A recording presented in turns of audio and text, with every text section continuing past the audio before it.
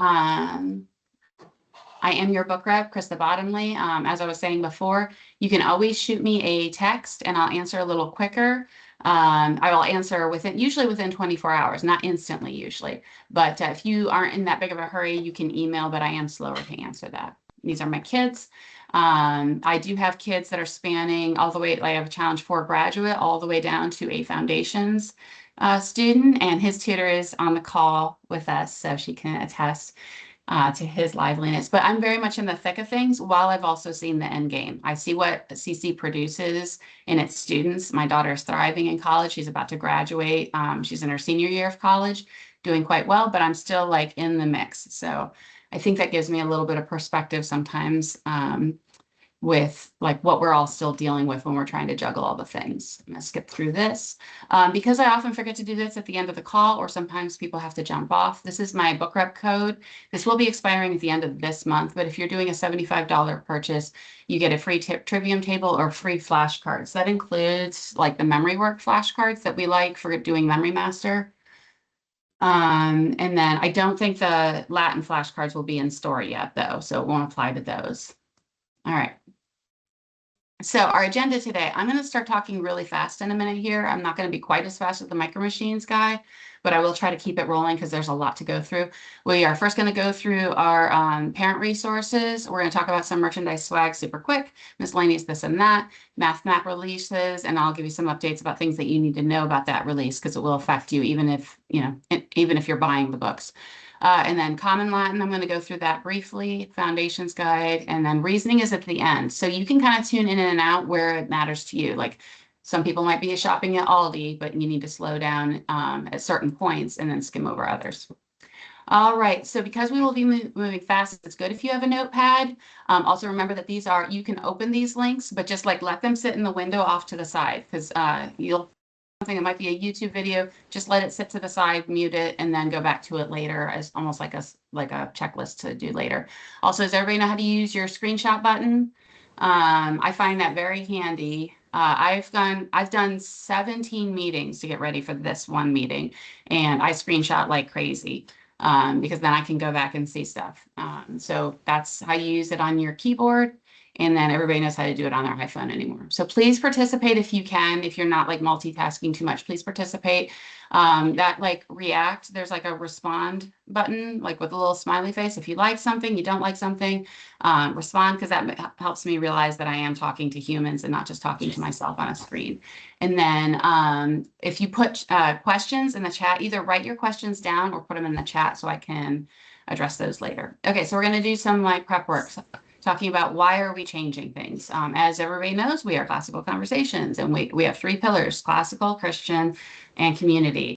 So we are working when Lee Borton's basically, she was really just kind of throwing things together from what she could pull off the shelves of other curriculum manufacturer or publishers, and just grabbing what she could. Fallacy Detective is a great example of that. They might have been a fun product, but they are, it is not a classical product and it has its flaws and it doesn't dovetail perfectly into our program.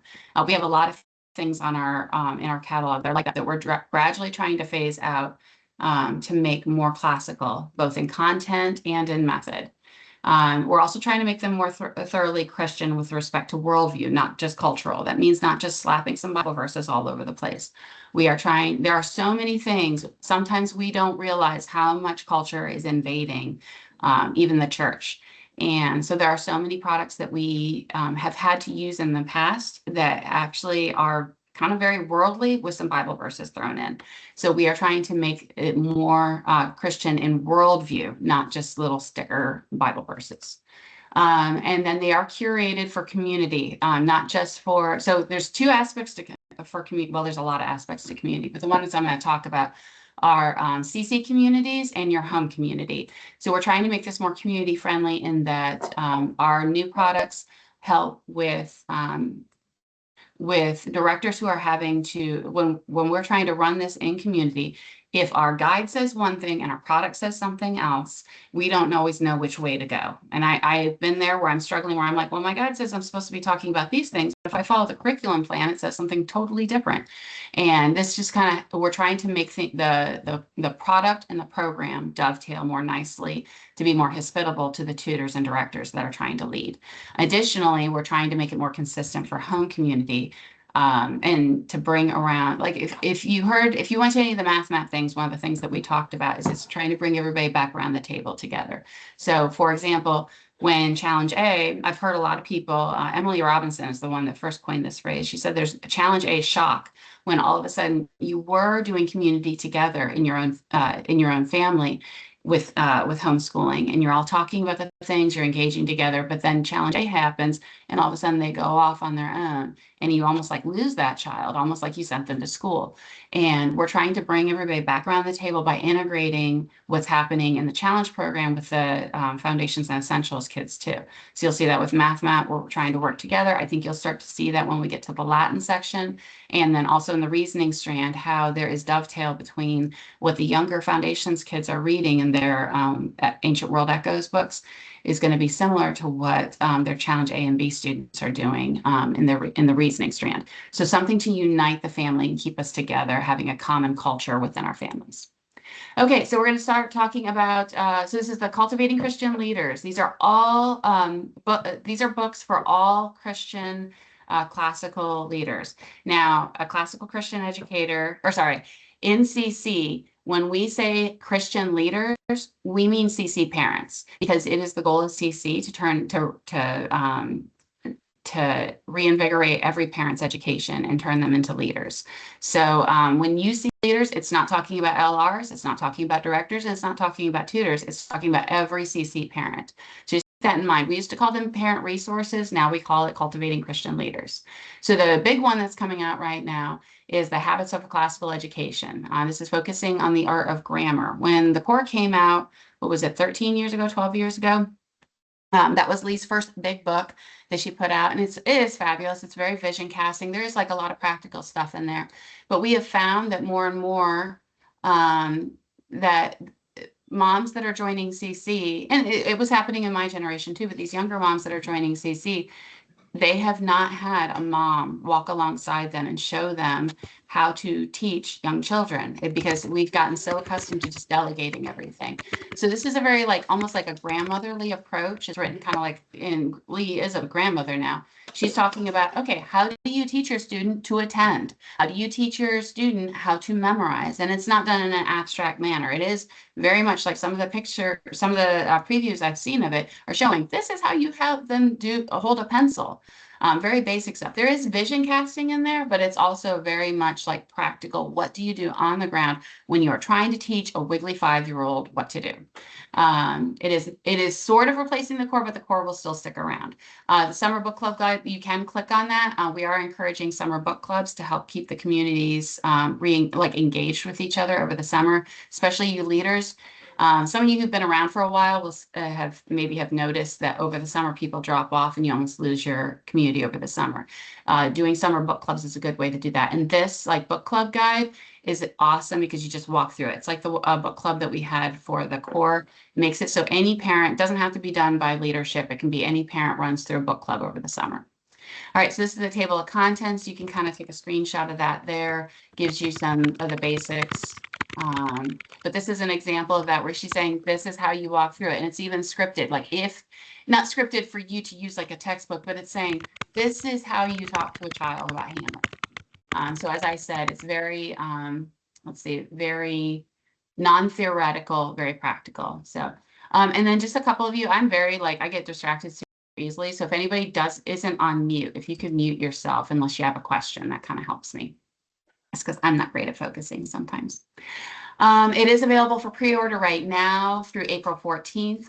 It will, and if you pre-order it, you will get it later than the people who just order it in April, because Lee Bortons is actually going to sit down and hand sign each of the pre-order copies. So if you're into that kind of thing, which I am, then if you want a signed copy, you need to order it during the pre-order. But then after that, during the April sale, it'll just come the standard way. So the links to do that are there. So that's like the format where, because we were trying to explain to people, if you pre-order it, you will get it after the people who order it in April. So that just kind of explains the timeline for that.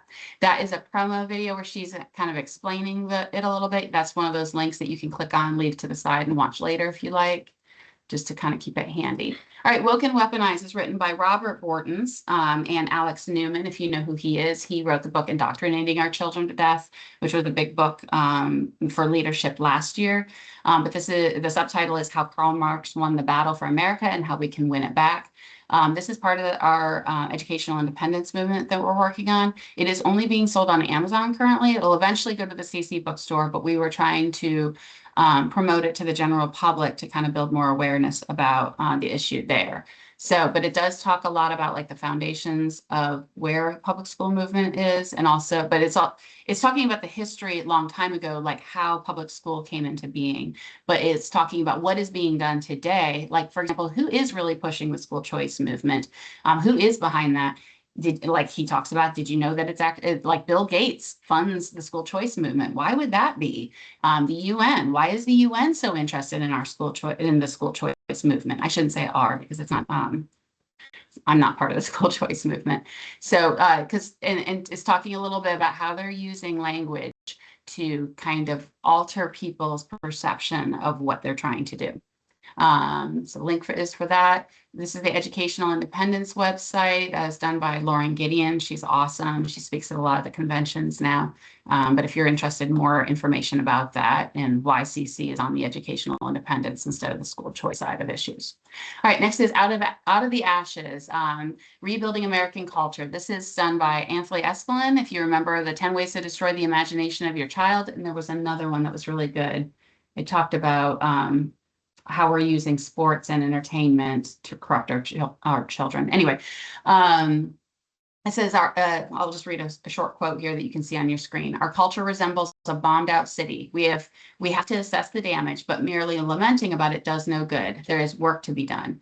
A big thing about this is you'll find a ton of books out there lamenting about how America is falling apart and, oh, these are the bad things that are happening in America. But Esselin is trying to talk about these are very simple, practical steps that any person, any mom sitting at home, normal dads who have to work, 40, 60 hours a week, there are simple things that we can each do in our own family culture to rebuild our culture and rebuild America. It's not about like going and picketing at, our local legislative body or anything like that. They're very simple, basic things. And it's very practical. That is at the back. That is in the bookstore. Okay, because we are going to be, has everybody heard the buzz that we will be changing and updating the Foundation's curriculum for 2007, not 2006, 2007. That means anybody who's joining this year, they'll be buying that big old book, but only using a very small portion of it. So we're putting out a cycle 3 only Foundations guide, and it'll be approximately $60 once they have registered. Once they are like in the system, don't have them rush off to the bookstore. If you have people signing up now, they should not rush to the bookstore and buy this right now. What they need to do is wait until they are actually in the system. They've paid their admission fees and all that stuff. You guys know more about that than I do. Once they're in the system, they will get the member discount, and then it'll be $40. So it saves them like I think $7 or $8 because when you purchase as a registered member, you get a discount. Everybody knows this now, I think. All right, this is on the website, but you just need to know that this is not required, and this has always been available digitally. We've just gotten a lot of pressure to offer printed copies of this. I'm not sure the circumstance that some people don't have a reliable printer. I'm not sure why, but this is just a physical student packet. This is an addition. Like you already get a lot of this stuff in your essentials guide, but people were saying they want additional charts and such. So that is available. It's about $10. It's not necessary, but it is optional. So it's especially any of you who are still hearing, I guess some of the campuses there's hearing buzz that they're being told that they need to buy this, but we've always had it available for free. It's just there if you want it. but totally optional. So just kind of tamp down the buzz if you hear that that's required. All right, so Essentials is getting, the TWSS is getting an update from IEW. Remember, IEW is not us. This is, so we, believe it or not, we are not the only curriculum company or homeschool organization that is changing curriculum and updating things. How many times do you guys update your phones, right? I mean, I try not to update my phone too much, but the IEW is also doing this update, but we don't have all our information about that yet. We're supposed to be getting an update in April. There is information on their website now that they just put up 3 days ago, a very small amount about, and I can put more information about that at the end of the call if anybody prompts me about the updates. But it's basically, they're trying to simplify language because IEW also, this is very sad, IEW also sells to public schools and private schools, and they're finding that those teachers are struggling to understand what this binder is saying, and they're struggling to follow along. So they're trying to make it more user-friendly and approachable for the public schools and the private schools whose school administrators and teachers are struggling with the content. So that doesn't mean that they're dumbing it down, is my understanding. It just means that they're trying to simplify it and offer a few more like what we call scaffolding to help along these teachers that are having more trouble keeping up. So if that lets you know anything about why we homeschool as opposed to sending our kids off elsewhere, that's very reinforcing to me about that. But I think that a lot of the content, like the deep content, won't be changing, is my understanding. But like I said, to be continued information on that. All right, so we're going to go through merchandise and swag. I'll try to do these kind of quickly. So there are, everybody knows that we've tweaked our language on our vision statements a little bit. So we just made stickers to go with that. We're including things like, we do hard things, we embrace stewardship, we pursue truth. But like the act with courage, I think that's very important, because when I started homeschooling, a lot of you have been in this for a while too. We were being mentored by people who had to fend off police officers at their doors. So we were mentored with this idea of, you need to be ready to stand at the gates and stop invaders from taking your children from you because you want to homeschool. So the newer generations that are coming along, there's a little bit more of this idea of, okay, I'm going to sign up for your program. What are you going to do for me? Almost more of a consumer mindset of, and so we are trying to double down on no, homeschooling does take courage. It is hard. It is not user friendly. We try to be as hospitable as we can at CC to helping moms that are, make it as easy, not as easy as possible, make it as accessible as we can, but ultimately it still will be hard. Okay. And it does take courage to plow through sometimes. Anyway, these are the stickers to go with those statements. We're also doing, this is like a highlighter kit. This is being done by Mr. Penn, who kind of like, if you're in the CC world for long, you'll see that Mr. Penn kind of likes us and we kind of like them. But this is like a highlighting kit. It comes with with a little bookmark, and then the different colored pens, and like a little pouch here. I've gotten a lot of questions about this tumbler on the left here. This has the five common topics, the 5 core, I'm skipping all the 15 tools. All you folks know those. That part of my brain's not on right now. But in like that insulated tumbler. And then the one on the right, you people who are really into your cool cups probably recognize what this is. I got my CC cup. This is about the fanciest cup I have. I'm not quite in that category. I think it's gorgeous, and it probably keeps your water cold for like 40 hours or something like that. But all right, so then we are putting out our own playing cards. Those aren't going to be ready April 1st for the new product sale. It'll probably be a little bit like 2 weeks in, because we got to slow up from the publisher. But yeah, we have our own CC playing cards, because as you know, if you're in Essentials, playing cards are a big thing at that age. We're doing a new version of the Name Like Adam, Question Like Jesus, Persuade Like Paul. We got feedback previously that people didn't like the words on the back of the shirts. A lot of us moms have long hair, hangs down the back, or we're wearing our little cardigans, and it covers up the saying. So this is just a new version of that shirt. We are also getting timeline socks. Okay, am I the only one who thinks this is amazing? Like, this is like super nerdy, but I'm sorry, I just love it. And I'm not a big sock person, but for some reason, I just love this. I'm hoping that they'll have these in time for the new, for the pop-up bookshop. By the way, all this swag, all this stuff I'll be actually carrying in the bookstore, except for some of those cups. My daughter was saying, hey, can I wear those under my graduation gown to like flash at people when I graduate in May? I'm like, I'm not sure if I should have those in time. So hopefully I do. And it doesn't have the whole time. So I've gotten a lot of questions. No, it doesn't have the whole timeline. I think it's 28. I think it's 28 of the timeline cards, but still, anyway. And I don't have nice enough legs to make those look good, but I'll probably wear them anyway.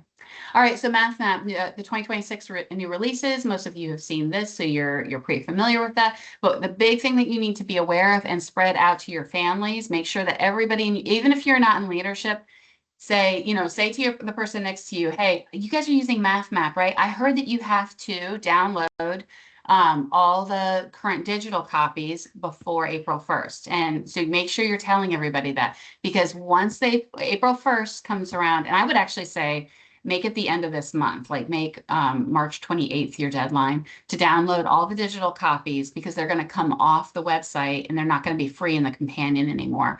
Because once they're in print, they're off the website. Now, just remember, these are not great. Like downloading them is not great for if you want to print them all off and use those instead of like buying the booklets. Because I thought about doing that. And when I actually was going to submit it to Staples, even with the discount that I get, it was still going to be more than if I just bought the booklets when they're on sale. So this is to help with scaling, so that if you're like, let's say you're working in complex because you're in challenge A, and your student is just in the beginning, they always struggle. First 6 weeks they're just hard in math while the kids get used to it, and then they end up doing fine. But in that, when they're having some hard times, or if you hit like, I don't know, maybe the triangles and circles level and you're having a little more trouble, what you do is you go to your Google Drive that you made of all these files, and you print off the lesson pages for those weeks, for the weeks that they're having trouble. And then when they have some difficulty, they do those pages instead. It still applies to what they're doing and what all their classmates are doing in class. And you pick what level you need to scale it at. And then they can work through that. They still keep up with their class. They don't fall behind. And they're not actually going to fall behind, but they will think that they're falling behind if they're not doing something. So this really helps with scaling, but make sure you download it in time. All right. Free copies will be removed. I already said that. Not economical for printing, but great for scaling. All right. These are the new domains that'll be coming out. I'm not going to spend a lot of time on these. You can snapshot that if you need, but most people are pretty familiar with this at this point. And just so you are aware, so like MathMap does go in 3-year packets like this. As you see, they're kind of like blocked out. I stole this slide from another training that I had. But they do go in 3-year packets. And so there's a new level for each little set that is coming out. But in addition to this being for Foundations, Essentials, and Challenge, SEU also offers that while you're doing MathMap, you can get college credit for that. And they're also starting to use these in the master's program through SEU for CC. Especially if they're doing a concentration in pedagogy, or the ones that you see listed there. They also throw on Euclid's Elements and the Almagist onto MathMap, but I think they're currently using monomials in the master's program. That shouldn't intimidate you, anyone who's not using MathMap and thinks, oh my goodness, if my student's doing this, it's basically expecting them to do master's level work. No, that's not what's happening. It's just that the theory of how mathematics work, SEU says, no, this is really, really solid, and we would like to use this in our master's level program to teach the theory of how mathematics works and how it is organized. So all right. So the new releases for flashcards. If you have foundations level kids, you might think that this doesn't apply to you, but it actually does. So let me show you how cool these are. So currently, we have the notations cards in addition to multiplication. Everybody who's starting at a very basic level should start off with these. Notations is for young children to get them more accustomed to that. These are the levels that are currently out in the middle, and then algebra and trig will be coming out. But in April, but then geometry, I don't know if you can read it, geometry and relations will be next year. I don't have information about those yet. But you can mix and match these for all ages. These are not intended to be, okay, my student is 10 years old, therefore now we get the fractions cards. You can mix and match. Frederick, who's 8, he's seen all these cards. We play around with them at different levels. I have different expectations. I'm not going to go into a whole math map training on flashcards though right now on that. So, all right. So the trig cards, oh, I wish I put the algebra ones first, but okay. So here's the trig. So this is what the front and the backs of these cards will look. And I know this seems intimidating anyone who's not doing math map yet, but it does fit nicely with like the little booklets. Let me show you how that kind of works. So on the one side, the idea is that it's going to be, it's going to have the radians and the, oh, what are they called? I'm spacing out. It's got the radians. Oh, I forget. Anyway, in the degrees. Yeah, radians and degrees are going to be shown there. But if you look at, if you compare this, if anybody's doing math map, if you compare this with the I pages here, you'll notice that this is this section right here. These are the same degrees and radian amounts. So what we're going to do, like with my little Frederick, when we get these, we're going to lay them out on the floor in a circle and kind of see how they correlate to what we've been doing in our I pages and in our lesson pages. In the charts there. So you see the 30 degrees there, and it's also pulled from that chart right there. All right, I'm just going to show a couple more of these. This is when you're doing your first quadrant coordinates. This is directly pulled from here. So when you see, this looks intimidating. Like when they first showed me this on the training, I was like, oh my goodness, that's going to be hard. Like where are my memory pegs? Like what tools can I use to learn this? But then I saw, oh, this is coming directly from lesson 16. All of a sudden I realized that, oh no, this is very relevant and memorable. So, any questions about that before I go on? Okay. You can also just type them in the chat if they hurt you. All right, algebra. This is the one I'm super excited about. This is going to be focusing on laws, definitions, and computation. So it's, while you might think my child's not in algebra, it is talking about the generalized rules of how arithmetic works. And a lot of people don't realize that's what algebra is. Algebra is just saying, okay, you've learned that 1 + 2 = 3, and you've learned you've also learned that 1,000 something or other plus this big number here equals this. But in a generalized concept, these are the rules that follow for addition or multiplication or any of these things. So this would be some basic, this is an example of some definition cards where you're explaining what the substitution law is. I don't know how to say this word, trichotomy. I'm interested in learning about this, but trichotomy, this just basic definition of what those are. But this is what I was talking about, like generalized rules. So when my students, for example, so if Ransom is working on multiplying by exponents, this kind of helps him see when he's like, wait, Mom, how do I solve this problem? We go back to, okay, what are the basic principles? When we multiply two numbers with exponents times each other, you actually just add the exponents. As long as the base number is the same, you just add the indices. So it's just, this is teaching generalized concepts of how you do math. So this is the kind of thing that I can do with Frederick. Let's see, I thought I had another slide in there, but I guess I don't. No, I was going to use this. I had a simpler card that was showing like addition and subtraction, but I guess I didn't update that. All right, so this is a video that I recommend you guys watch about, even if you're not doing math, fine, but just understanding like when you teach math, helping your students understand that there are general underlying principles. There's 3 basic concepts that you learn in math, and once you start categorizing those, really helps you break it down and be less intimidating. So if anybody knows Tobin, I forget his last name, Tobin, he does this video, and I love watching his videos. He's kind of funny, a little dry, tongue-in-cheek. I enjoy this. We're also getting a math manipulatives kit. I'm hoping to have this available at the pop-up bookshop, but it'll definitely be at the practicum, not for purchase, but if you want to see what's included in it. It's basically all the things that when you're doing the activities for math map, it's already like it should make it so you don't have to run around and get anything except for a pencil. So when it says patty paper, or says go get a compass, anything like that. These the six-sided, well, it's got dice in there, things like that, but the tanagrams are going to be included. It should be enough for a decent sized family, or for like a modest sized family. So if you have 2 or 3 students, this should be enough stuff for them. But if you start getting like, a family of 8, it's probably not going to share 2 protractors very well. And there are 2 different kinds of protractors. The way we came out, the way we decided what to include in this is down at Southern Pines, where CC is based. They pulled, I think it was something like 20 families. And if you know the Southern Pines CC families, they're big families. They pulled a whole bunch of them into a big gym, threw a whole bunch of different stuff on the table, had them play with it, said, okay, which is the best protractor, which is the best compass. And they picked I think they picked compasses that work for both little hands. There's 2 different kinds. There's one that work for little hands, and then ones that are better for the older kids. But there's it should be enough for a small family to use, but they chose the materials that those families decided were the most durable and the best working.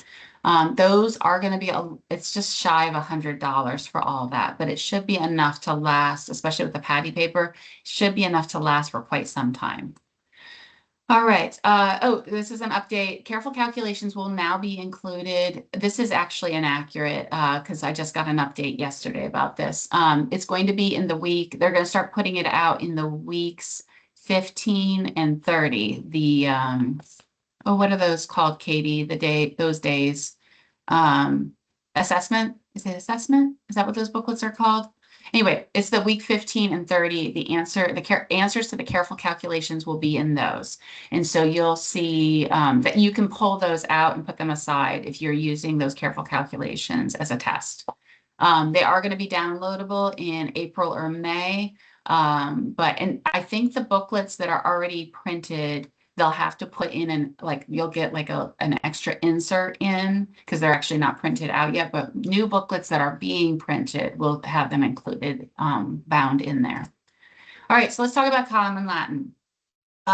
This is not on the slides, but just so you know, there is, and I'm going to write a note to put this in the chat later when we're doing questions. There is a new website that is up for that answers a ton of questions about this, but maybe not as in detail as you'd like. I'll talk a little, so Common Latin, let me double check my slides here really quick and remember if I have something specific to Common Latin. Yes, I do. So we're going to just talk about the flashcards for now. All right, so the flashcards that are coming out, these are specifically, you're going to be really tempted to say, oh, great, now I don't have to buy the flashcards from who is it, like on Etsy or things like that, because now CC has their own flashcards. Well, these are actually not intended for challenge students.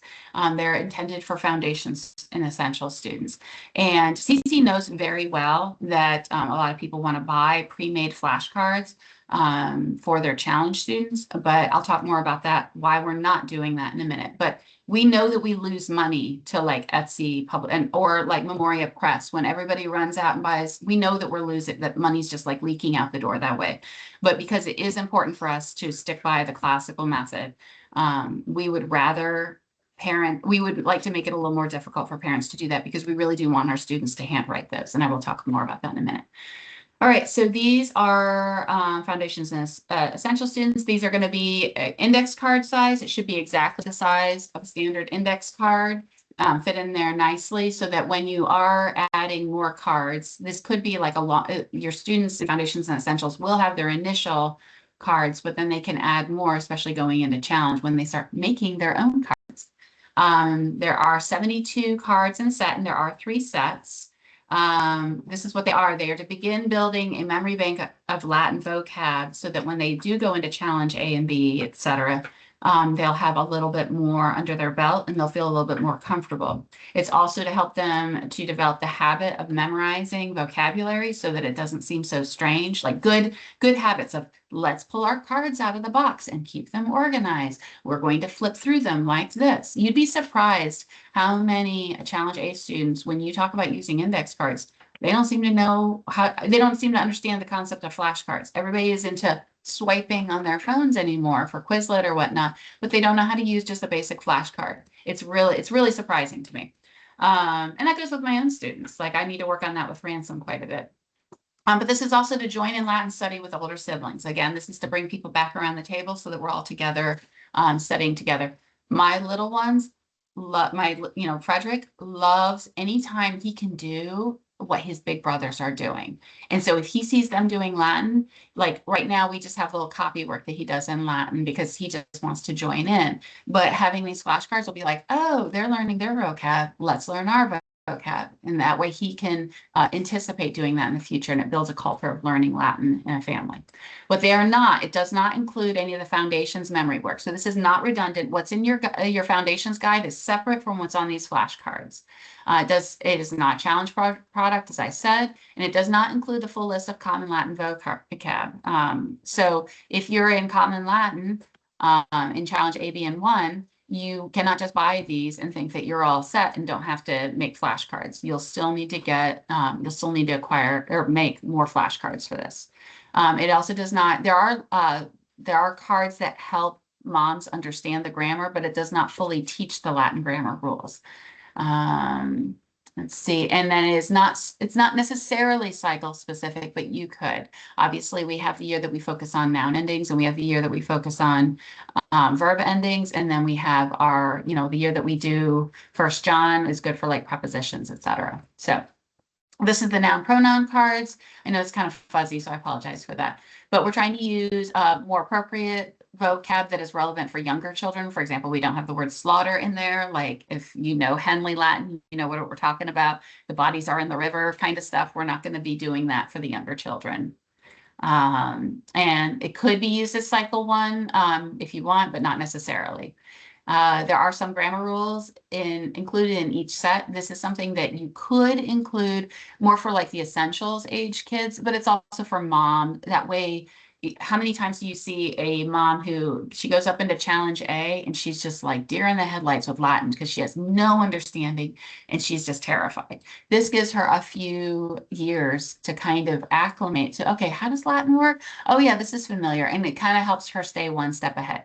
Like I said, you can start teaching it to your kids, but it's not, it's also partially for mom. There are pronunciation guides included. There will be some audio coming on how to pronounce all these things, especially for us moms who, like I struggle going back and forth between ecclesiastical and classical pronunciation because I've learned both. And so I'm gobbledygook when it comes to actually speaking them. So there will be audio versions for us to use. They're also going to include tips on how games, but there's also some good CC articles on how to use Latin flashcards in a game-like fun way instead of just drill and kill. Okay, so the verb and conjugation. So the parent card includes there's parent cards included that talk about how conjugations work and what verb families are. And it's not like, again, not intended to drill students, just to stay one step ahead. Vocab also, again, chosen to be relevant to young children. No kill, for example, stuff like that. It's very like, worship and adore. While not cycle specific, could be for challenge 2. There are some rules that older foundation students could do, like approximately essentials age. I would not have Frederick working on this card, for example. This is more for mom or a later essential student. And then adjectives, adverbs, and prepositions. This I have always been like, why is CC not having us memorize these before? So I'm so happy for this because I think that would have been a big help to Reagan getting into challenge A and B. And so I actually prepped my boys, my challenge A and B student before they joined challenge. We started doing some of this work on our own that I had to make up. So the fact that we have cards now that we can do this with our foundation students and it's all set and ready for us, because I just think it's wonderful because some of these things were the things that really stumped Reagan. And it includes some basket of extras like numbers. This is an example. This is all one word. Those of you who know Latin, this is saying this is one word. It's declined using the masculine, feminine, and neuter. They are all the same. This is a bad sample.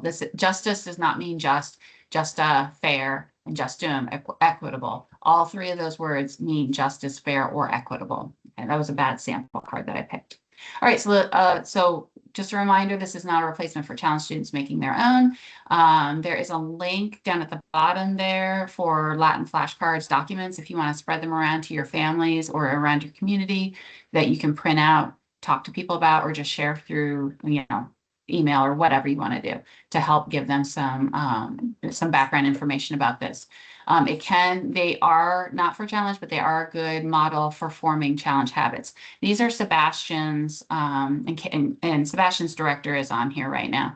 But these are Sebastian's flashcards. And if you know Sebastian, his right hand, the hand that he was born writing with and that I taught him to use handwriting with, got paralyzed when he was in elementary school. So he had to learn to write with his left hand. My son, if you have a student that gives you a hard time about writing flashcards, you tell them, there's a boy who has a paralyzed hand. His writing hand was paralyzed, and now he's done all his own flashcards and he has them all, and they're organized and he takes great pride in them.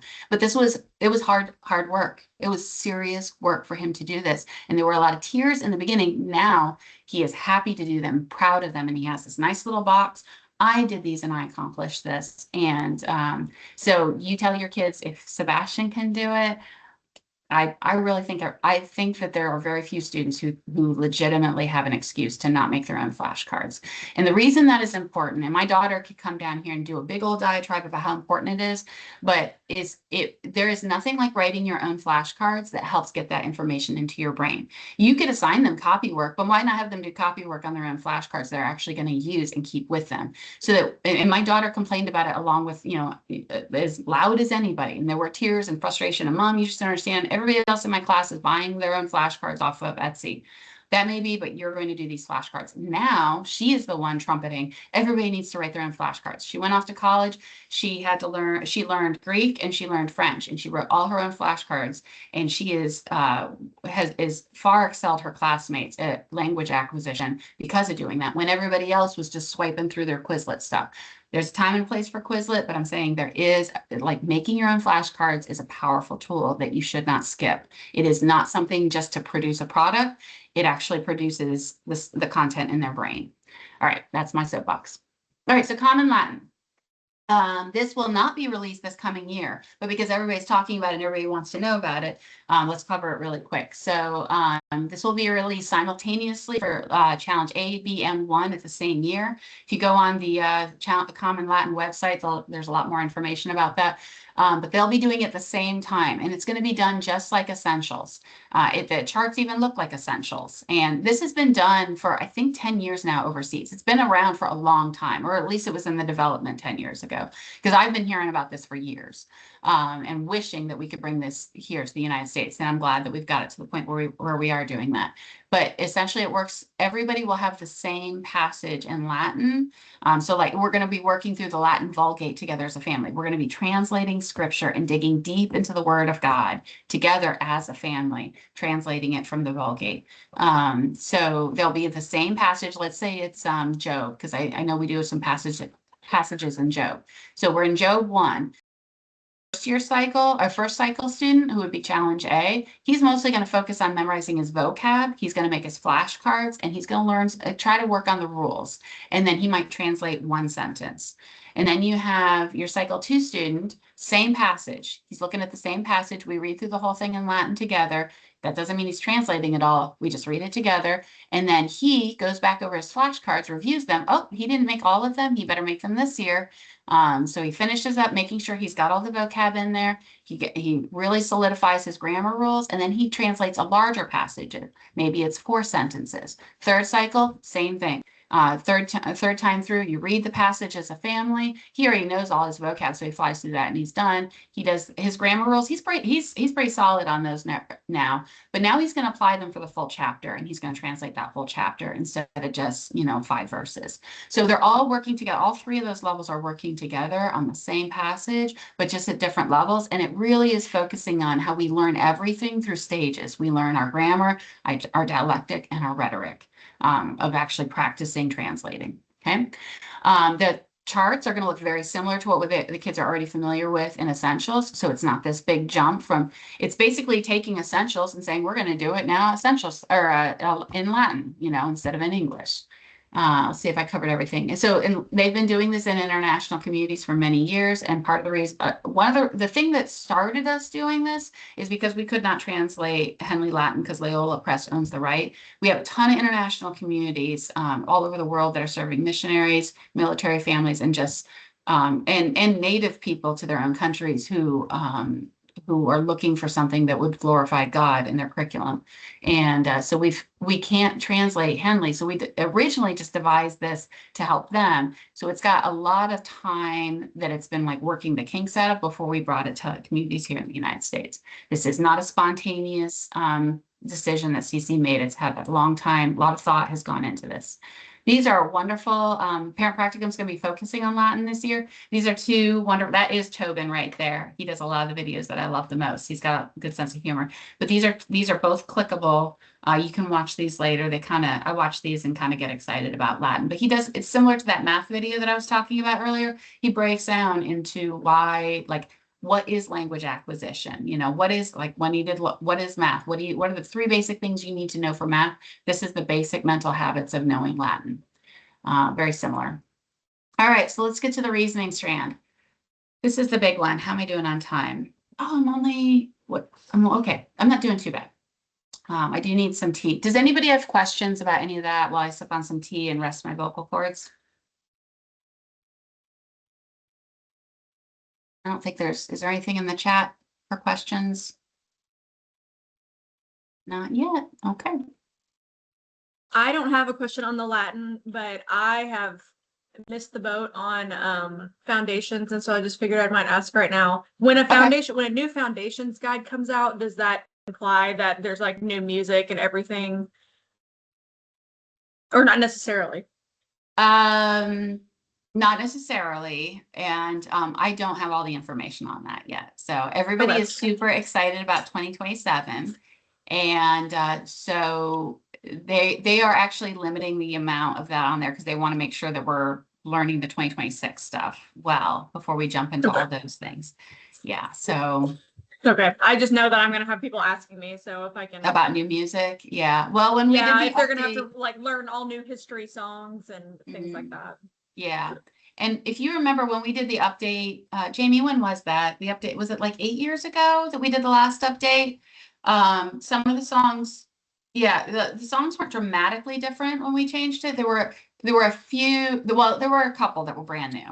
But most of them were just tweaks or a little different, and some of them were identical. So I still have a lot of the old songs in my head, but when I get into class, and Nicole, I don't know if you've ever noticed me doing this, but I'll start singing one way, feeling all confident and good, and I'm like, oh, and then I all of a sudden get quiet.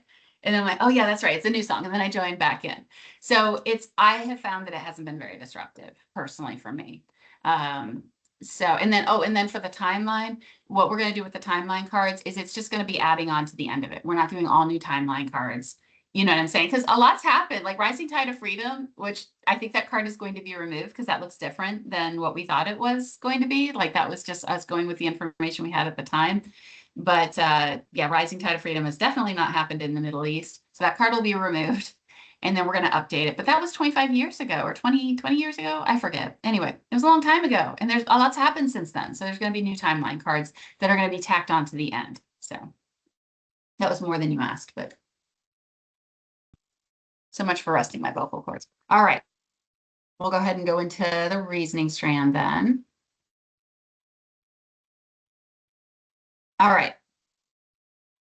So again, I want to remind you that our CC Everything Classical Christian Community, like you guys are tired of hearing this from everybody, but these are our 4 pillars. And so for each strand, and I'm asking to get a copy of these to include for all the strands, but every strand has its own vision statement. The CC, like the leadership, when they're devising curriculum, they don't start off saying, okay, where can we shove some curriculum in here? They start off saying, okay, what is our vision? We already know our overall vision for CC. I'm not going to go over all that today, but what is our vision for each individual strand? So this is the vision. And then they figure out, what do we have already on the shelves that works with this. And then they say, what doesn't? And if they're going to change something, it's because it doesn't fit these vision statements. So the vision is for the reasoning strand is to develop a fit mind, able to discern what is true, good, and beautiful.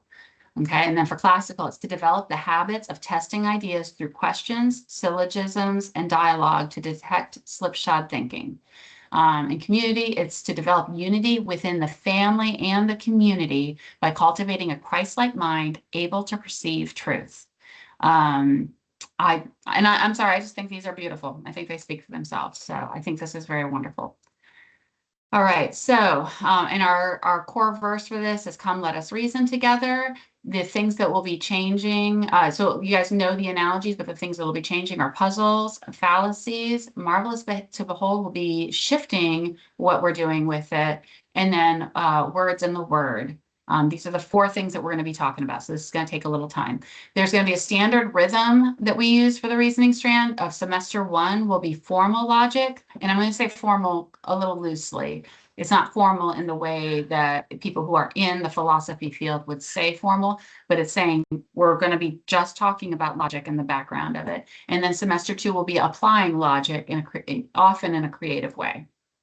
So this is sort of the overview. So first semester, we're doing reasoning together analogies. We are all familiar with that at this point, which is just, you're going to see it's going to get rebranded a little bit, but the content inside will be just fine. If you already have that book, although if you have it, it's kind of consumable. You might be able to reuse it for several parents or students, but if you have it, it'll still be good.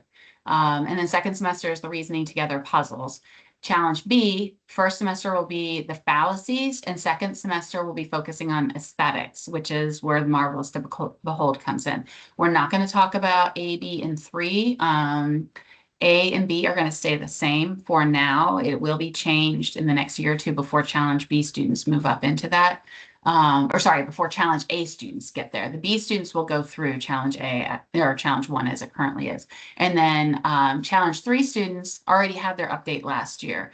And if you've seen all that, I'm getting amazing feedback about that. Lauren Ward's on the call. I think, she can tell you that it's been, actually, Lauren, I don't know if you can unmute or if you're busy right now, but I don't know if you want to give a little plug for Challenge 3 reasoning, how that's been. But she might be, who knows, she might be at Aldi. I take a lot of calls at Aldi too.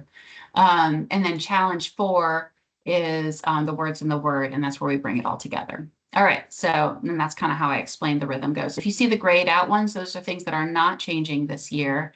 Lauren says her mic's not working. Well, I'll just speak on your behalf, and you'll have to put in the chat whether I'm wrong. But she was telling me that she thinks it's really, she just really appreciates and likes the new reasoning book quite a bit. I can't say it as nicely as you did, Lauren. You were saying it so nicely at community the other day. But I've heard a lot of great reviews about that. Hey, Krista. Oh, yeah. My Challenge 3 son is sitting right here doing it. Would you like a student's perspective? Sure. Yeah, just really quick. If you can keep it quick so we can keep moving. Yeah, hurry.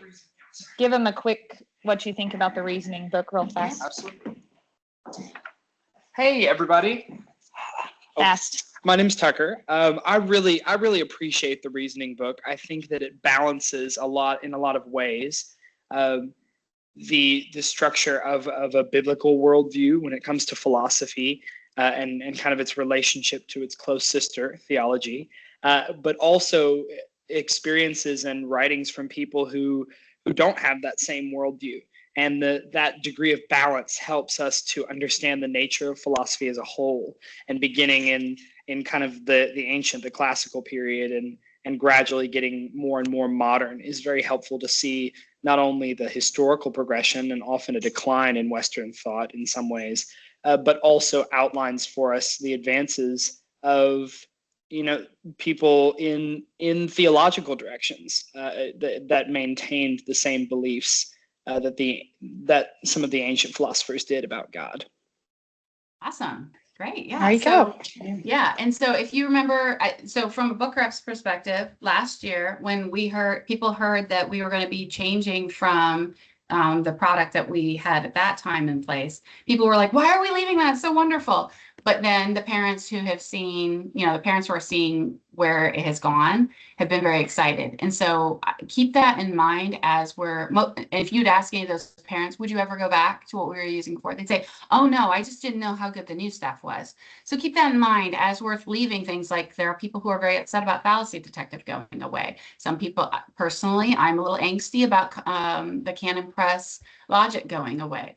But I've learned to kind of trust Timothy. I think it's Timothy Knox, Timothy Knotts and Jennifer Courtney. If you've ever watched any of the Words Aptly Spoken videos, they're on those a lot. They're the ones who developed this program, and I've learned to trust them. Their hearts are completely in the right place, and they have amazing minds and a clarity of thought that I really appreciate into everything that they do.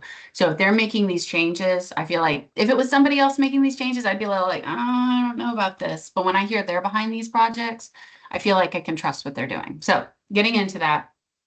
And Jamie, thank you. Tell him thank you. We really appreciate his insight. And he's such a well-spoken young man that gives me so much like hope for my boys. So the students really are what sell the program, I think.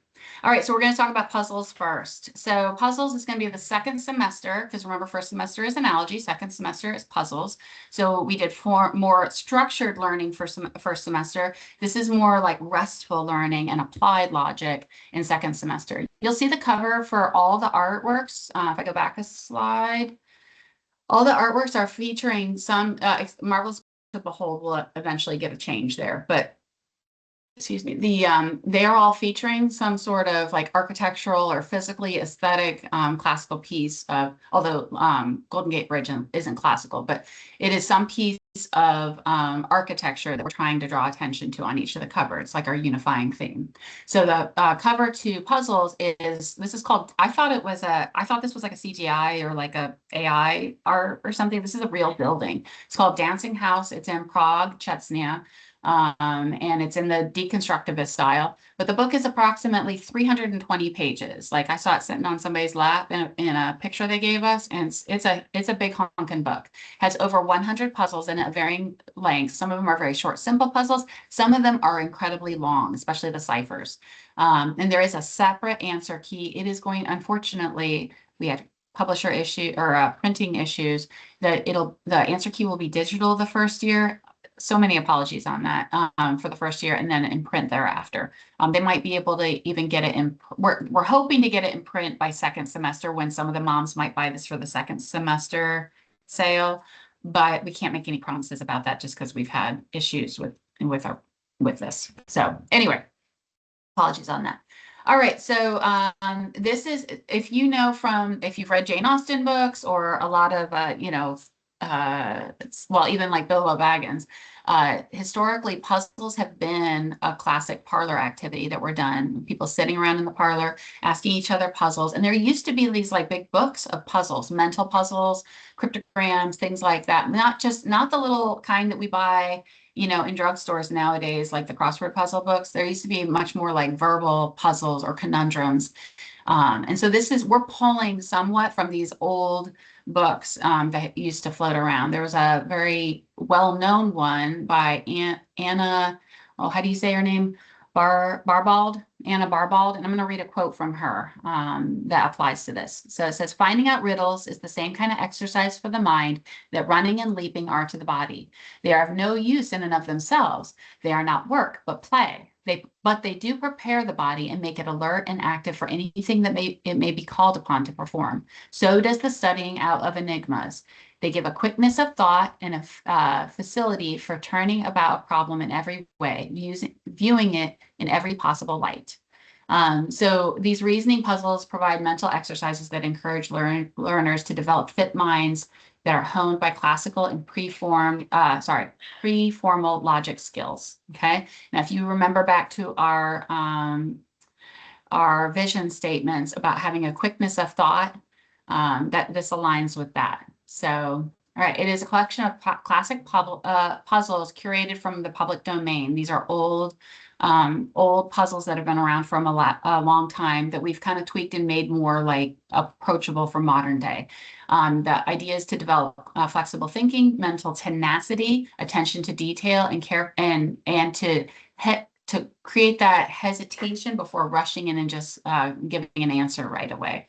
I had one son that did something called Feuerstein training, if anybody's familiar with that, but a big part of that is teaching them to like impulse control. And some of these puzzles are the classic way or the old way of saying, okay, it looks like this is the answer on the surface, but let's hesitate, hold back, think about it, turn about the problem in our mind a little bit and think a little bit.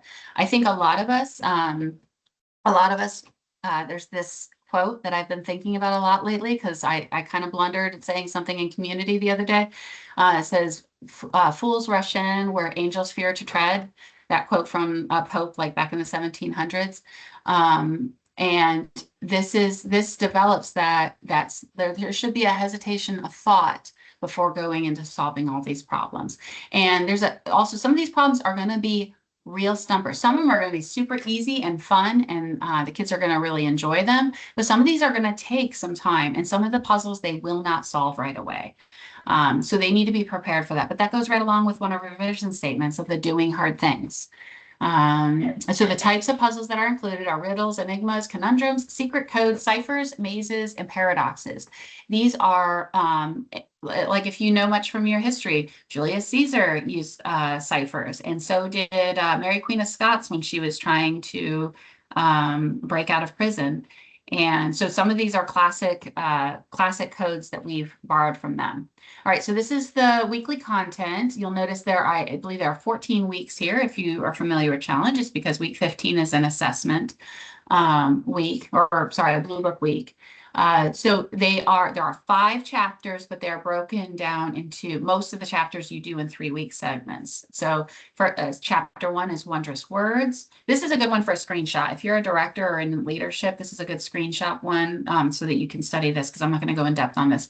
For chapter 1, wondrous words. Chapter 2, ocular conundrums. 3, logical lockpicks, and then unscrambled encryptions, and then covert conundrums. They were just trying to create some tongue twisters there with that. But I'll kind of get into what that means in just a moment after this. So these are some sample pages. If anybody is familiar with Lewis Carroll, he was not only wrote the Alice in Wonderland series, but he was a fabulous logician. He wrote logic textbooks. He also wrote puzzle books. He was a poet, and he was a mathematician, and he was a classical Christian educator in his own community and a solid Christian believer as well. So hearkening back to him, he really liked to write in purple. There's a lot of purple ink in this book, kind of hearkening back to him, kind of in honor of him. But here's a few samples. You'll see here, this one in the middle passage. Does that look familiar to anybody? Does anybody recognize that? We're getting up on St. Patrick's Day. So if you haven't watched the book or haven't watched the movie Secret of the Kells, this is from the Book of Kells. And which, if you don't know the history of that, they will be talking a little bit about it. But there are some puzzles that are drawn into this. I believe the Book of the Kells is the Book of Mark that has highly developed illustrations in it. So anyway, so we're trying to hearken to some classical things and draw those out to students. All right, so chapter 1 is word play. It's focusing on verbal play. So if you've heard of I can't read these, I'm sorry. But they are, I could try to read this. Timothy Knotts read it to us. But they're just little limericks to get the kids to see how you can play with words for fun. A lot of these are riddles from the Bible and from there's Anglo-Saxon warriors riddles. I wonder if I can maximize this so I can read this a little bit better. No, I'm not going to be able to. It's too fuzzy on my screen. But this is sort of like a mental warm-up. It's at the beginning of the semester. It's a lot of delight to do these, but very much pulled from Lewis Carroll style. All right, so this should look a little familiar to anybody who's in Math Map. Chapter 2 is going to be mostly working with magic squares. So these have been around for a long time. This is art from drawer. If you ever, when you say, what do you see to your students in class, some of them draw attention to this little square here in the corner. That is a magic square. And it's been used throughout time as little puzzles. Some of these, they're going to start out very, very simple, like a 3x3. where they have to figure out how to solve these. But just like a student that starts off with a 3x3 Rubik's Cube, some of them will want to go on to, oh, that wasn't hard enough. I want the 4x4 and the 5x5 and, the weird ones that are shaped like, I don't know, stars and triangles and things like that. So they do increase in complexity. So you'll notice the first chapter there was about words, and the second chapter is about numbers. So you're going to have students that fly through the first chapter and are just delighted in it, but then get to chapter 2 and are really stumped. But you'll have students that it's the reverse is true. So there's stuff in here for both type, but that doesn't mean we sit there and say, oh, well, you're good at words, you focus on that. You're good at numbers, you can do that. We all need to brush up on our weak spots. So if we're not good with numbers, this is a chance to learn some enjoyment playing with them. Let's see. So yes, both of these are, this is second semester. Puzzles is second semester challenge A. All right, so chapter 3, this is building on the first 2 chapters. They're doing some pre-formal logic skills. Any of you who've worked through the canon books or the traditional logic books, this should be a little bit familiar. We're going to work on simple sketches for solving problems, also tree diagrams to examine relationships, Venn diagrams. If you're in MathMap, you've had quite a bit of exposure to that at this point, and charts for how to solve these. So you'll see here, I'm going to try to read it on my blurry screen. All dogs have tails. Hero is a dog, therefore, hero is a dog, therefore, hero has a tail, right?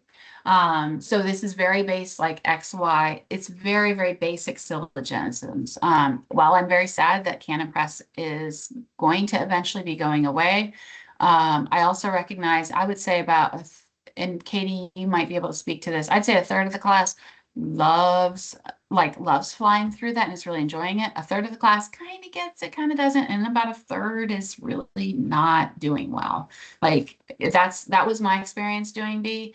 And so if we're losing 2/3 of our class over this, as much as I love it, it does seem like we need to find something that helps. And also parents are completely out the door on this. I found the only reason I really had time to learn it is because I was the director. If I hadn't been the director, I don't know if I could have actually waded through it to help my students. So it wasn't blessing me. This is trying to ease into that. And then we will be creating our own formal logic where we learn syllogisms by the time these students get up into challenge 1 and 2. So we will be replacing the Moria Press books, which haven't been terribly popular anyway. So chapter 4 are code ciphers and cryptogram charades. Anybody who wants to solve that beast at the bottom there, I'll give you a free copy of this book. So you can screenshot that. If you give me the answer, I'll give you a free copy.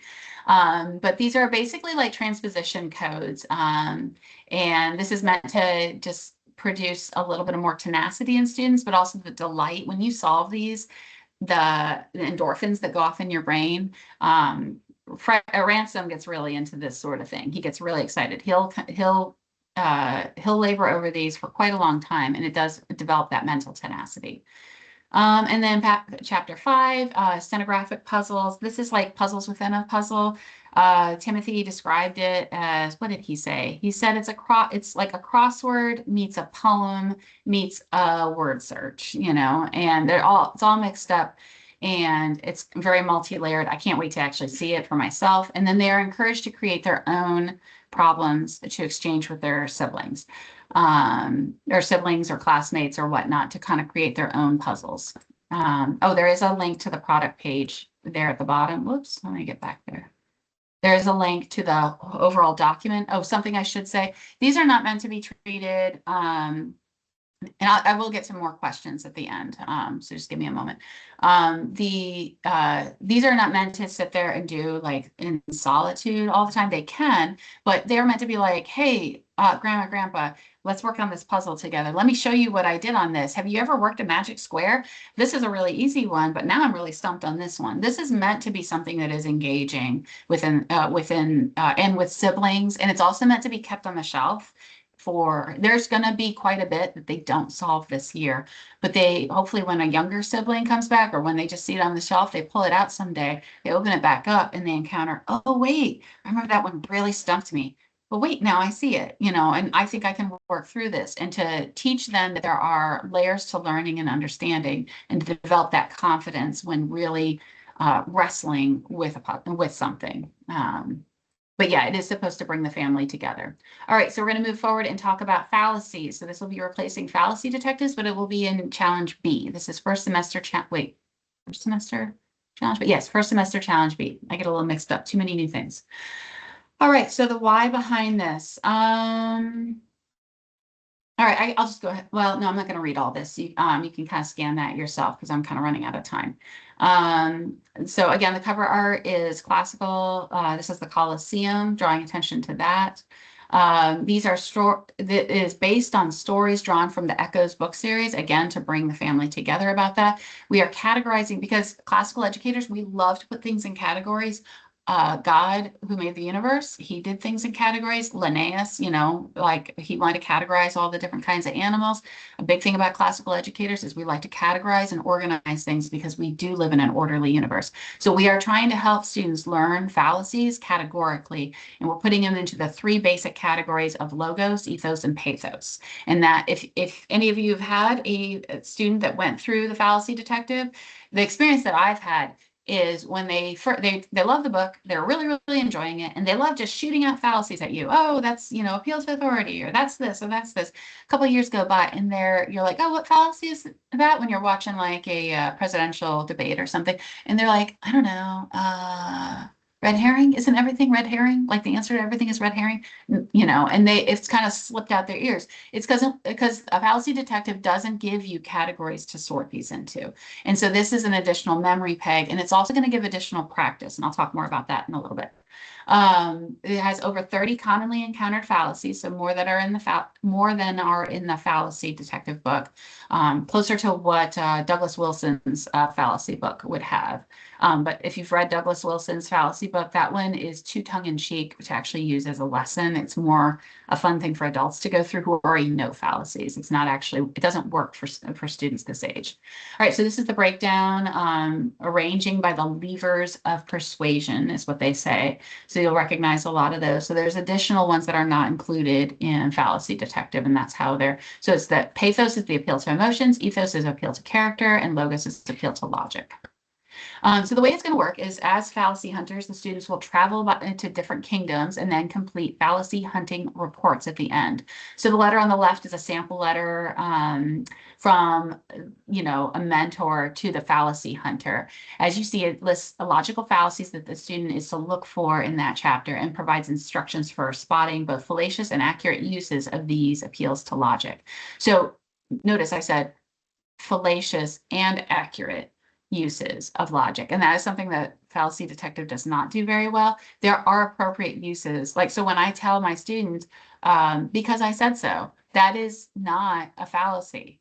I do have the authority to tell my students what to do. So sometimes my students are yelling out things, fallacies at one another, but it's like, no, that is an appropriate appeal. And then on the right, you'll see there's a lot of beautiful illustrations in this that kind of supplement the story, because there is like an overall meta story, like there's a big overall story. And then within the story, you go into the storybook, one of the Echoes books, into the story there, hunting for the fallacies in different kingdoms. So it's kind of done in a fun way, because these are young kids here. So there are 66 Echoes stories. They're, like I said, they're made to string together a larger meta story, but some of them have been adapted a little bit to insert fallacies in for students to find. There's several false alarms, like I said, that are training the students to think clearly and assess their own internal arguments about what is an appropriate use of some of these. When is it a fallacy? Is when it's broken logic, but not all of these, not every time you use it is it broken. Sometimes it's completely appropriate. For example, this is a story from a king. You can screenshot that and read that later, and you'll get the point. But at one point, the king is using an appeal to authority, which is correct. He is the king. He does have authority. But then he starts to whine, and he starts doing the appeal to sympathy, or appeal to pity. And that would be a fallacy and inappropriate in his position. So that's the kind of thing that their students are looking for. So this would be the Fallacy Hunter's Field Guide. This is like a little excerpt. This is like when they're hunting for something, this is the thing that they're targeting. So that's kind of just a graphic of what they'll kind of see in there. And then there are these encounter reports after. All right, so these encounter reports are basically to tease out the details of the story so that they're not just finding something and moving on. It is encouraging them to think through it and wrestle with this. Like, why is it when the king says that it's not, that's a fallacy versus the other one? Kind of tease it out a little bit more.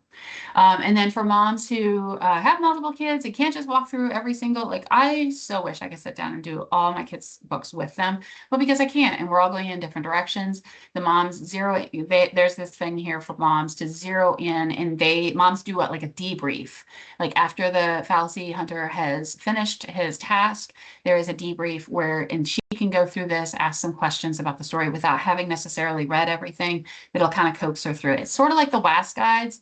Like if I haven't read Where the Red Fern Grows, I can still use the WAS guide, the Words Aptly Spoken guides, to help a discussion with my student. So similar concept to that, to help keep moms on the same page. So you who are in leadership or who are going to be tutoring next year, really ask the moms to lean into this. If they do nothing else, make sure they get to the post-hunt debriefs.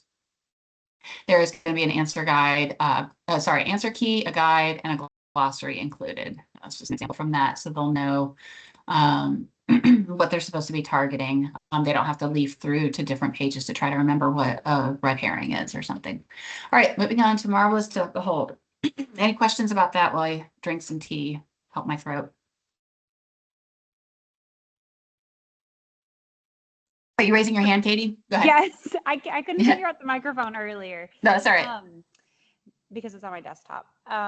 Did you say that if the parents can do the debrief, that there would be an answer key to that debrief so that they can know what the answers should be like? So I believe the answer key will kind of help with that. I don't know if there's a direct answer key for this debrief. So like the first question here, have you ever been distracted by an appeal? No, because this is like listen to the first question here. Have you ever been distracted by an appeal to popularity to persuade you to agree with someone to purchase a product? Do you see how you couldn't really produce an answer to that?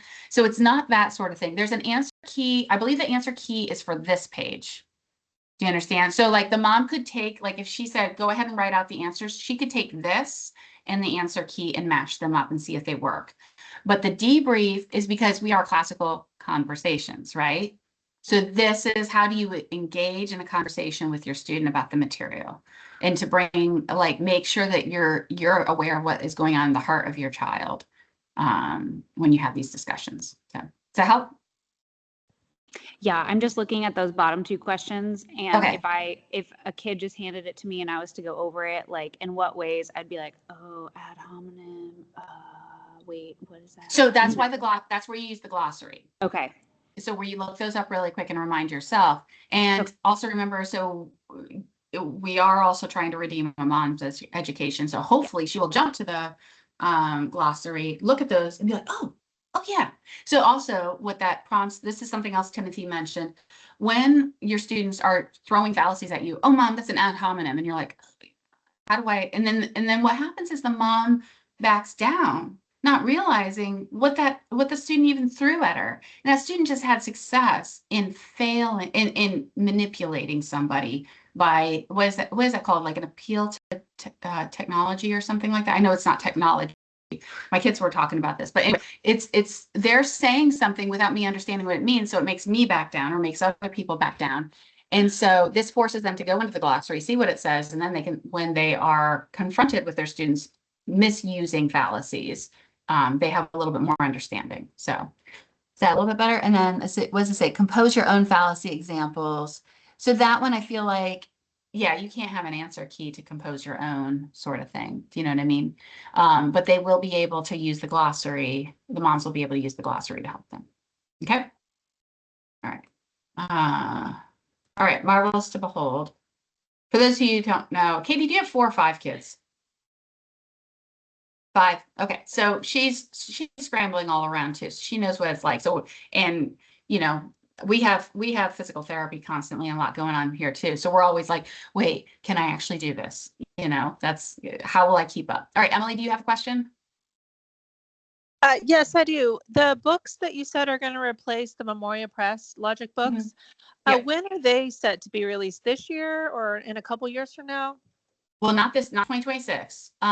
It will be when the Challenge A students reach challenge 1. Does that make sense?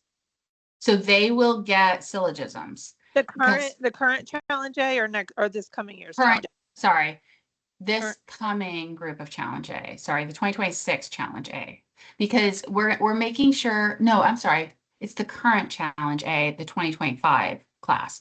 Because, so for example, Ransom's in challenge A, but when he gets to B, he's going to be doing fallacies and marvelous to behold. And believe me, my son needs another year of fallacies because fallacy detective has left. Well, it was great for my older two. It has been, he is misusing fallacies left and right. So I'm so glad he's having a second year of this and a more thorough year. That's why I spoke to your kids will back you down by throwing fallacies at you. Anyway, so by the time they get they move forward, they will hit syllogism. So they're not, when Ransom is in B, he will not have canon logic. But when he gets to challenge 1, there will be something there to replace the logic that he would have had. Does that make sense? Yes. So Okay. like, I'm just thinking about, like some people were saying in the comments, I would like to go over this with my children that are already a little older and are going to miss things. Me So too. do you think we'll be able to buy it a year from now or 2 years from now? Or you don't know yet? You mean the logic? The ones that formal, he's going to have, the one that he will have in challenge 1.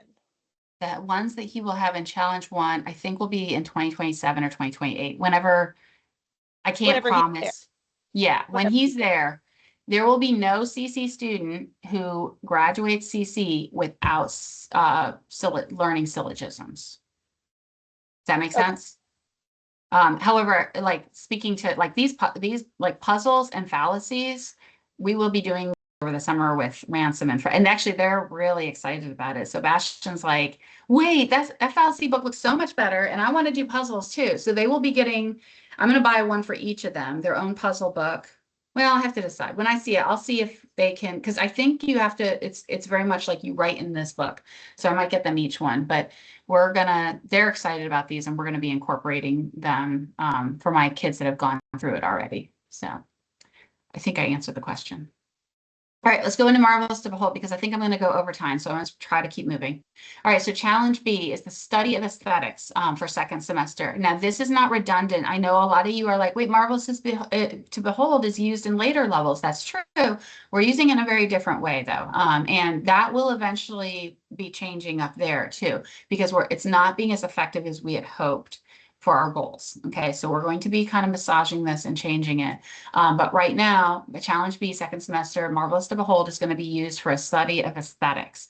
Some people are like, the reasoning strand, why are we doing all this artwork in aesthetics? Now, has anybody read Saving Leonardo? Nancy Pearcey's amazing book, really blew my mind when I first read it. But what she is saying essentially through that is art is applied philosophy. Whether the art medium is music or visual art like paintings or TVs, movies, it is like she's got Pulp Fiction in that book. Art, what the arts produce is an artifact of the philosophy of a culture. So this does fit in with reasoning, and our faulty reasoning will lead to bad art. So, all right. So it is the study of beauty from the tabernacle to the 21st century. It really does start with the tabernacle, and we do start with a study of what God's word says about beauty and art. It is different from what we're doing in Challenge 2 debate, and it fits with the strand in a fit mind able to discern what is true, good, and beautiful. And I feel like so much as classical educators, we say, oh, true, good, and beautiful. And we're like true and good and that beautiful thing. And we forget about this. And so we're kind of trying to push into this a bit more. Like there is, our God is a God of truth. He is a good God, but he's also beautiful. And what is beautiful? I heard, I really want my kids to get more art in their education. And so I went looking at Memoria Press's stuff for art and for art instruction.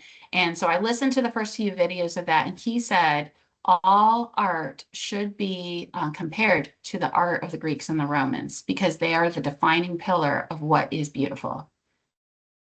And I was just, I'm like, I turned it off. I'm like, we're not buying that product because who defines what is beautiful? Ultimately, the Bible says that God is beautiful. And so God defines what is beauty. Why did he spend so much time talking about how he was going to do how you should do the tabernacle? He could have said, throw up a bunch of sticks and a tarp over it and pray and worship me in that. Why does he give so many instructions throughout the Bible about how artisans should do things? Okay, God himself is beautiful, and we're trying to teach our kids to recognize that. And to when we see something beautiful in art, it's because we are getting some fingerprints of God. All right. So if we're looking at art is not about what you feel about the art. It is now you have your own feeling response, and that's fine. But art is what you are seeing little glimpses of what is true and good and beautiful about our Lord that is being represented in that art. And that's what we're trying to teach our students to recognize. Let's see. I think you could take a screenshot of that. That's a really good quote from Tim. And this is an excerpt. It is in the book on page 3, where we establish some of these basis of why do we study aesthetics and why does it matter. Yeah, and this is kind of what I was talking about. So he gave detailed instructions for the tabernacle in the wilderness. He could have just said, worship me in the open air or something, but no, he gave very clear instructions. He does care about how we define beauty. So the way it's going to work, it's a semester-long study of beauty that includes the following section. So at the beginning, there's a reflection on image bearers and art. There's an investigation of the tabernacle artist in Exodus, and it goes all the way to, I practiced saying his name and now I can't remember how to say it. There's a contemporary artist, Mokoyatu Fujimura. Oh, it came out. Good. All right. So we're going all the way through contemporary artists. This is a list of the actual art. I think I got it cropped off, but this is the actual artists and the artworks that we're going to be studying. So these are some picture examples for anybody who doesn't have this book already. This is the Pieta, Michelangelo's Pieta, Rembrandt's painting Return of the Prodigal Son, and the third is Claude Monet's, it's like Impression of a Sunrise or something. Anyway, so that will be things. So the students, what they're going to do is they will open the book to a spread, and in the same way that our students right now in the fine arts and foundations, we're playing music and we're saying, Nicole has the kids wear eye masks, and she's like, right now we are not dancing, we are not moving around, we are just listening. We are not raising our hands to talk about it. We are just attending. Okay. And this is focusing on attention. In the same way, we are doing this with the artworks. We are going to spend time sitting in class. It's not wasted time training them. This is how we look at art. We close our mouths. We don't look around the room. We don't Twitter. We don't fidget. We really just spend time looking at the art and observing and paying attention to it. So they will attend to beauty. They will look and look again. Then in class, they will have time they'll practice talking about beauty, talking about what they see, why they like it, why they don't like it, what do they think that it has to do, what truth and beauty does it represent. And then they will do a beautiful, they'll try to do something to make it memorable. And I'll give an example of that here in a minute. So we'll talk about what they do at home. So at home, they're going to also, following that pattern, they're going to study 2 to 4 new artworks. They're going to practice narrating it either verbally to their parents or creating a visual representation, which I'll show you. They're going to talk about the specific art elements that will have already been discussed in class briefly. Discuss using prompts, like what kind of brush strokes do you see? A lot of this you are familiar with, having done that in the last fine art section. Like Monet does the little tiny dashes of paint, or somebody else does broad sweeping things. They should talk about the elements. And then they're going to add to an art journal similar to what they have in their science journal. They could do a contour line sketch, draw observations of what they see on the sidebar, ask questions, like write their questions on the page, and then maybe mention art comparisons. And then they're going to practice a note card to present along with their journal presentation in class. And then they can do an optional expressing activity for the more artistically inclined kids if they want to do something like create a similar type thing.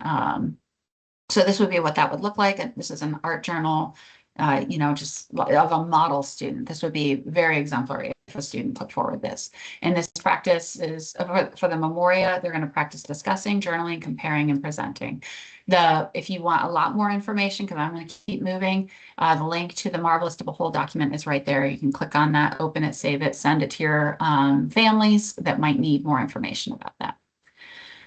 Okay, any questions about that before I move on? That's what we're covering. We're covering words and the word. Words and the word next.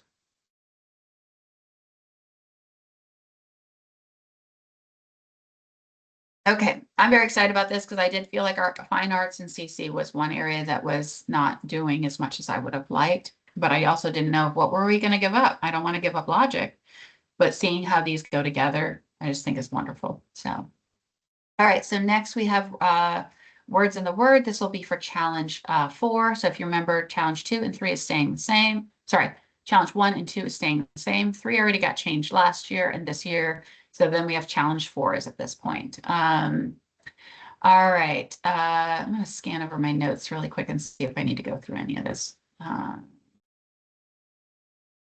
Not working on that. I'll just skip that. All right. So what is it? It is, I'm going to skip through this for the sake of time. This is another quote from Why. This is in the intro. When you get your book, you can read further about this, just in the interest of time.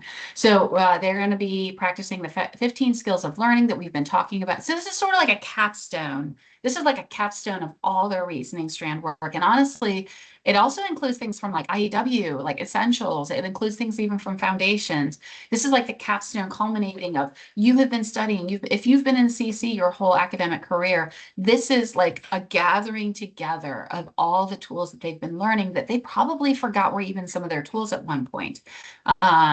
So they're going to be like, we're going to work on the 15 skills of learning that we've been talking about, but a lot of additional tools like outlining Freytag's pyramid that they're learning about in challenge B. They're going to do topic wheels and a lot more. So it's preparation for lifetime study of scripture alone and with others. I put scripture here, but it's not just about scripture. It's about how you can tackle anything, whether you're reading Hegel, Reagan's reading Hegel and Einstein right now. And this is how can she break these big, huge ideas that are very intimidating? How can she break them down and be able to understand them and then be able to express that and produce an artifact at college? But not just about producing artifacts, but how do you engage in what you've learned in the real world? But it will also be super valuable. Timothy said he hopes he would love to put out of business those companies that make those little like Bible study packets that walk you through like ask this question, then ask that question. He said this should give people the tools to actually discuss scripture just using these basic tools. All right, so the order of the text, let's see, I'm going to skip this. All right, so this is what the chapters look like. You're going to start off, they're not going to start with scripture at the beginning of the year. They're still keeping Mere Christianity, but they're going to start applying these different tools to Mere Christianity as they go through it. And I think it's the first 7 weeks. You're going to use words in the word to guide them and remind them of the tools that they've been using all along in CC, but applying it to dissecting a more complicated book. So some students do fine with Mere Christianity. Some students really, really struggle through that. So we are keeping it there and we love it because this is a real practical application aspect. It's a fabulous book for kids to wrestle through, but some kids aren't getting things out of it because they haven't learned to apply their tools. So they're going to take their classical tools that they've learned throughout CC, apply it to dissecting what his arguments and what he is saying. So you'll see, let's see on my notes there. No, we'll just skip through the next thing. So it's going to be using primary skills. So some examples would be diagramming some of his, or parsing and diagramming his complex sentences, highlighting maybe all the proper nouns or something like that to kind of track what the thoughts are. So some of his more complex thoughts were helping our students to use basic skills to break down his thoughts and think about them clearly. Our more precocious our strong students are doing this automatically, but it's our middle ground and our some of our struggling students that are getting left behind when it comes to reading books like Mere Christianity, the Aeneid, etc. So this will help with that and also equip students for future use. So if you see in this is talking about the 5 core grammar habits. This is an example of some of the grammar skills that they can still use. They have not outgrown these. You'll see this is Freytag's pyramid, and they are doing the method of Loki, which is talked about how to build a brilliant memory. Also, they're going to do like blank charts to fill in. This is an example of it filled in by a very good student. And so then the art of the dialectic, they'll be working on those. These are some examples of that. This is where they'd fill in a relationship chart. Okay, this is one example of it all filled in. This is a great time if you want to do screenshots and stuff like that, because I'm just going to keep moving. Chapter 6 is when they start doing the canons of rhetoric and the tools there. You'll see things like the topic wheel, the themes chart, I'm sorry, my screen's really blurry. Various rhetorical devices, and the persuasion chart. So they'll actually be using the charts that they learn about in the later challenge years and applying them to what they're studying. This is an example from Citizen of the Republic where they would break this down into themes. And then the appendix is sort of like this giant toolbox that they're going to apply. So let's talk about what they're actually going to be doing in class, et cetera. Oh, no. So first semester, they're focusing on the 15 skills on short assignments of scripture. Once they get through the Mere Christianity level, they'll be working on scripture. So 15 skills assigned that are clearly assigned in the guide. Second semester, they're going to be choosing from among the 15 skills to study larger passages of scripture. There will be additional classical skills that the students can explore in the appendix. So just listed there, a lot of additional things. So there are 13 tools named and demonstrated throughout this book that they can apply to studying scripture or any other piece of work. So these are some examples of what's in the appendix. And so how they're going to be doing that, I'm going to skip through this too. So what happens in class? So students are going to bring in a piece of work. They're going to bring in work with the tool that they're working on. So let's say they chose Freytag's pyramid.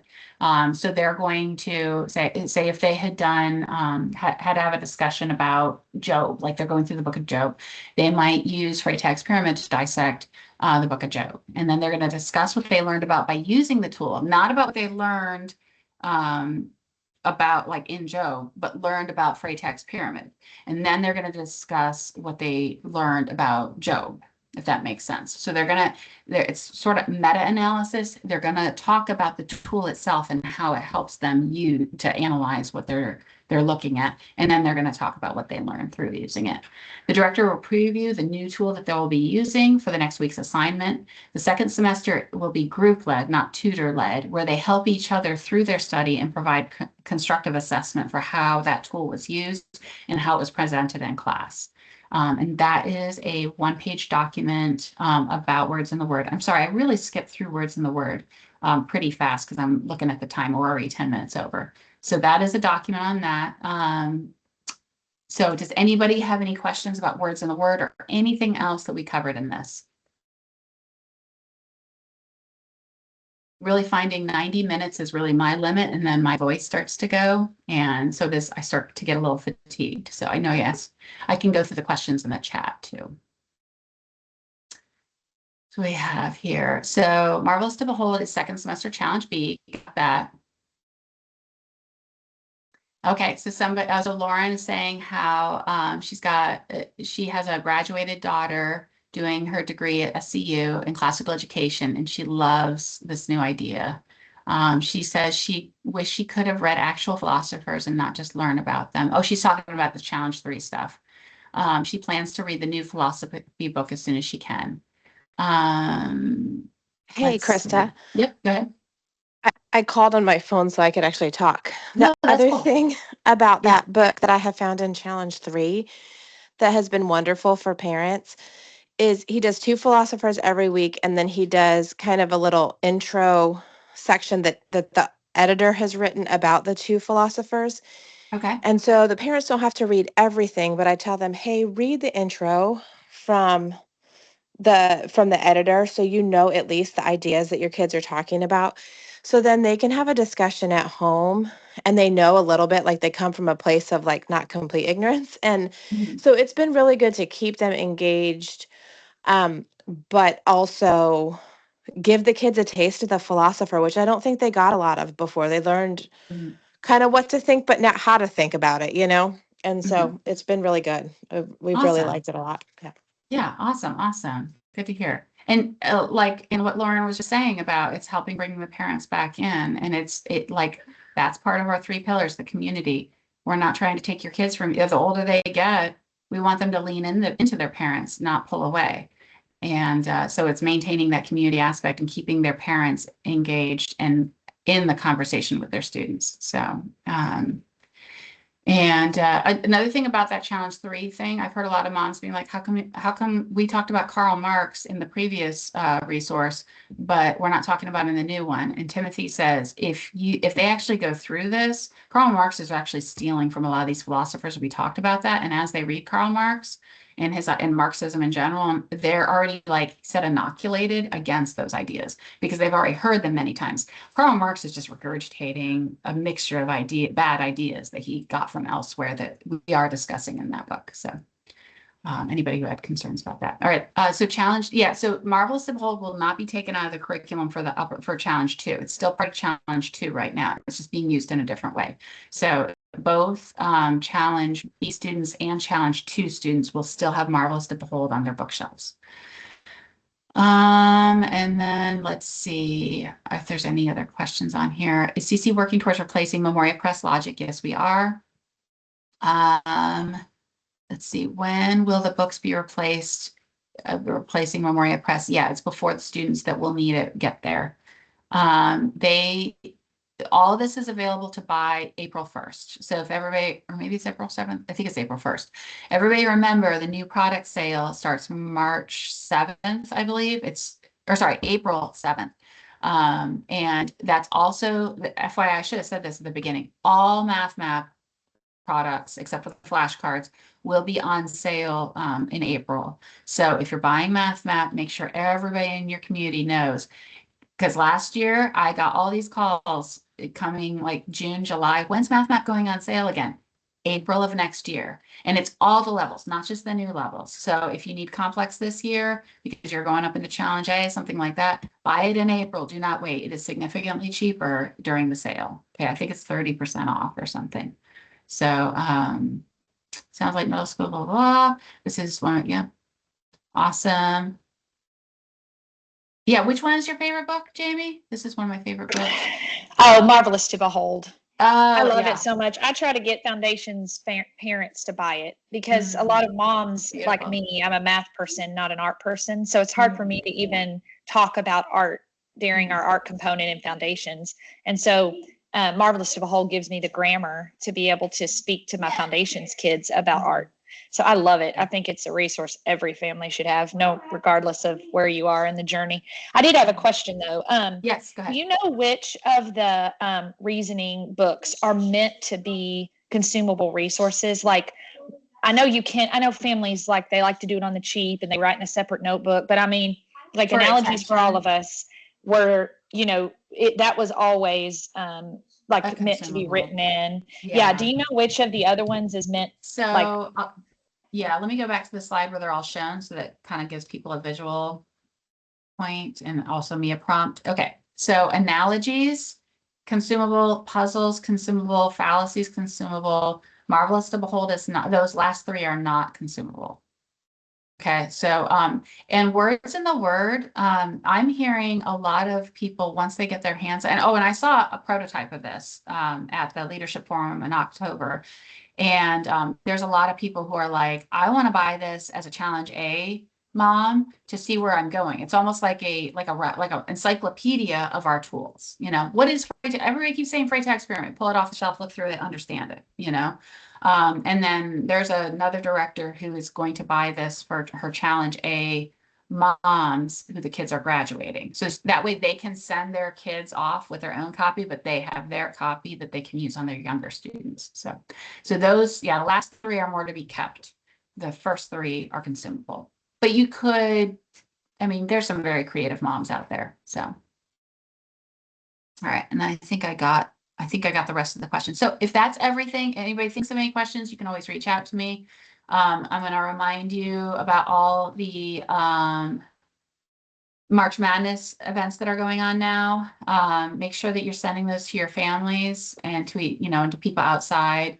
And then don't forget the pop-up bookshop. I will have physical copies of all of these, as well as I will have the Latin flashcards in person to buy. And I will have the habits to buy. So some of these products I'll have available to walk away with, but I won't have the reasoning strand stuff at that place.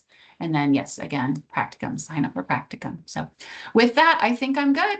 So and I'm going to go rest my voice, and hopefully I'll be recouped in time for the March Madness tomorrow morning for foundation. So thank you all for attending, and send families my way if they're having any confusion. I have heard about some silent, what they call them, quiet quitters.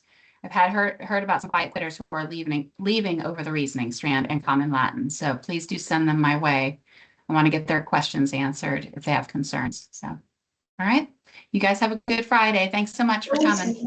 Thank you. Yep, my pleasure.